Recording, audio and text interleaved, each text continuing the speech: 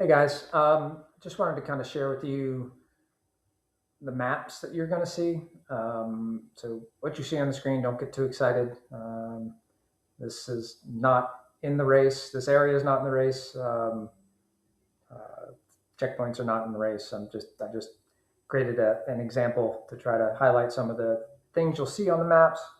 Um, if you've ever done the Warrior races in the Southeast, Jeff uses Caltopo. I do as well. CALTOPO.com. You see it in the bottom here. Um, and it's free. That's great software online. I have the professional version just so I can do extra stuff with it. But in terms of basic uh, mapping, especially for adventure racing and just exploring, great stuff. So highly recommend it. So that's going to be the base map.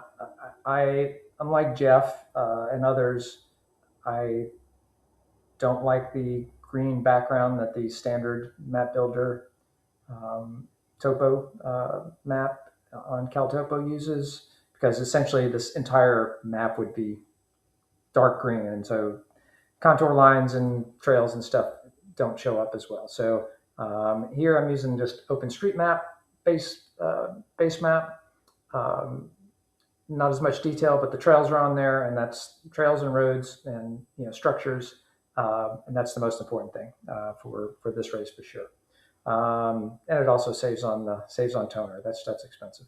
So this is just an example of a map you would get on race day. So real quick, I'm not going to. It's not a tutorial on map reading.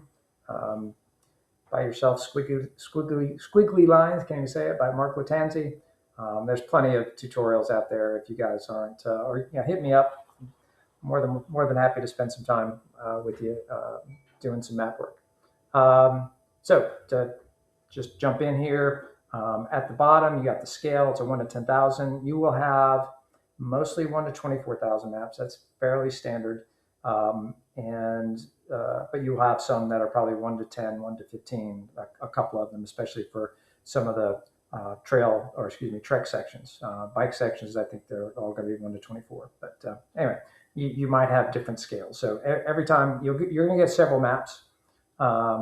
So always look at the scale first. So and one indicator are these UTM lines here. So UTM, Universal Transverse Mercator, flatten out the map. It's used for short distance navigation.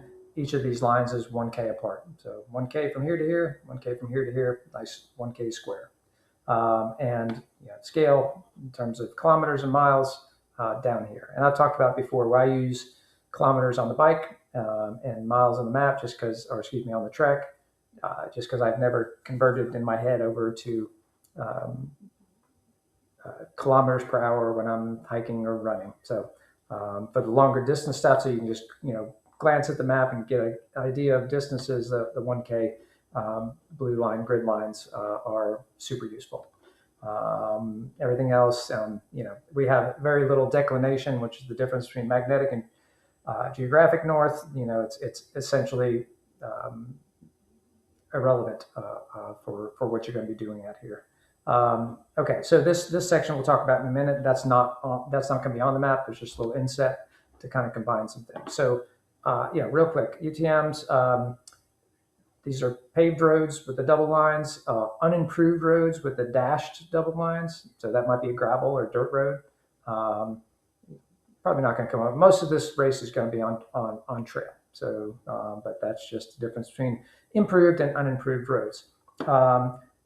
If you see X's and all this stuff, by the way, all this information and a small sample of this map will be in the instructions that you'll get a week before the race. You'll get all the instructions, not the details of the course per se, but all the instructions, penalties, and all that kind of stuff a week before the race. And all this will be on there, but I'm just going to go over this for now. If you see X's, through a road or a trail or whatever, that's no go. You can't go on it. You can't go across it.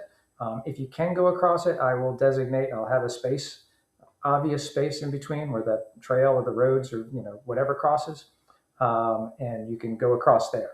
But when I say don't go on the road, I mean, don't, you know, you can't go along the edge. You can't cross it. Just don't get anywhere near it, right? And there's reasons for that. Mostly, I want to. You know, there is going to be a road riding section, fairly short. I mean, the vast majority of the race is going to be on trails, but we do need to connect the dots.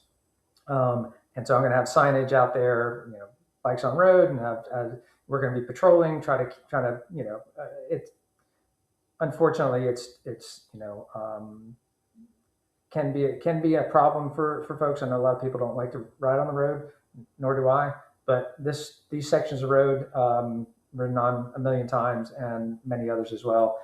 They're, in my opinion, about as safe as you can get. So it shouldn't be a problem, but we would like to contain, you know, what sections of road you do.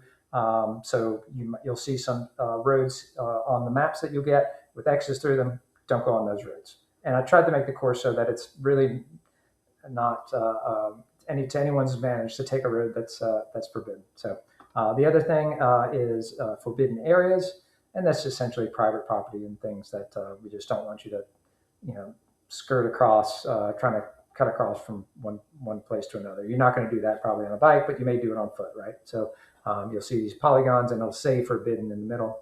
Don't go in there. All right, pretty standard roads. Contour lines, you should know about those. That's your elevation. I think, I'm not even sure. I think this is 40-foot contour intervals, and that's probably going to be the standard that I use. It's pretty typical around here. So, you know, each of these lines is 40 feet.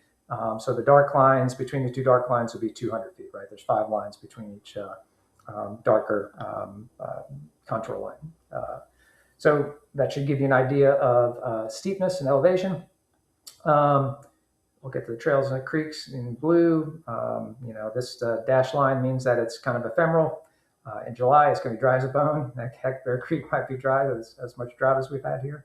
So yeah, hopefully, fingers crossed. Checkpoints. Checkpoints are going to be circles with a CP number next to it, CP12, CP5 over here. The middle, the flag is going to be in the middle of that dot. Okay, trails. At first I thought I would give you guys supplemental maps with the trail maps on them. The base topo map, CalTopo map, the map builder overlay shows all the trails on there in red, but they're all kind of like, you know, all in red, right? And they have the names. You can see that Can Hardly Trail here, and I can't remember, Atlatl. This is all up on the backside of Lookout Mountain. Again, not part of the course. Don't get excited. Sorry, what was I going to say? But I thought about giving supplemental maps that will tell you, like, this trail is a green trail, which is a beginner, right? Blue trail, intermediate. Black trail is expert trail, advanced. But I've spent the time in CalTopo to overlay the red lines that are on the base map with green, blue, and black for all the biking trails, so that it's on the map itself. So you don't need supplemental maps. That'll also save me from printing, killing trees as well. The waterproof paper is not cheap. Trying to keep this cheap, as you know. Okay, so, you know, beginner trail, green, intermediate trail, blue, expert trail, black. I will say that in general in Chattanooga, there's maybe 1 or 2 areas that have like some baller downhill, you know, hucking off stuff sort of trails. But even on the black trails, you know, yeah, you might have to push your bike a little bit, but it's not something that anybody should be necessarily scared of. You might have to get off your bike, sort of thing. Kindergarten Trail here is a good example of that. You know, it's pretty rocky, but, you know, if you needed to, if there's a checkpoint up here, heck, you can go off on foot, you know, come back down your bike if it's a bike section, or just kind of push your bike up and over, and you'd be fine. It's a fairly short section. So anyway, checkpoints here. I think that's non-biking trail. So if it's this is a foot only trail, a Can Hardly Trail. You know, if I will designate it as like no go, you know, if you shouldn't be on it at all. But I'll just leave, if it's just hiking trails, I'll just leave the red line in there. So those are non-biking trails. So the only ones I'll color in with green, blue, and black are the biking trails, right? Okay, so I think I covered everything on the map. Holler at me if you have any questions. So what you're going to get on race day. So before race day, you get instructions and all the details and, like I said, an example of this, and rules and the basic stuff you'll need for race day. But you'll get that a week before. On the morning of the race, you're going to get maps plus one sheet of paper that are the leg instructions. So that'll be the different legs of the race and the different checkpoints within that leg. And so you can only get, so say trek number 2 here in this example, has checkpoints 3, 4, and 3, 4, 5, 6, say, for example. You can only get those on foot during that leg. And you're going to have to turn in your punch card. You're going to get a punch card that you, at the flag, I'll make a video about that. You just punch it, in on. So for CP5, once you find that flag, find the box on the punch card, punch it. That's your proof that you were there, right? But you can only do that during the trek, right? And then you're going to show the punch card to the